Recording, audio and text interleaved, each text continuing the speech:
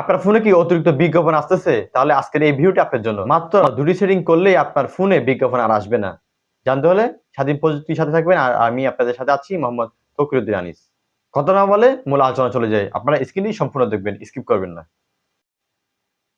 দর্শক দেখতে পাচ্ছেন আমরা কিন্তু ইতিমধ্যে মোবাইলের স্ক্রিনে চলে আসছি। ভিডিওটি অবশ্যই আপনারা মনোযোগ সহকারে দেখবেন। তাহলে আজকের পর থেকে এই ২টি সেটিং করার পরে আপনাদের ফোনে অতিরিক্ত বিজ্ঞাপন অ্যাড শো করবে না ইনশাআল্লাহ। তাহলে আমরা এখানে চলে যাচ্ছি মোবাইল স্ক্রিনে। মোবাইল স্ক্রিনে যাওয়ার পরে একটু নিচের দিকে নামবো। নিচের দিকে দেখতে পাচ্ছেন একটি অপশন খুঁজে নিতে হবে।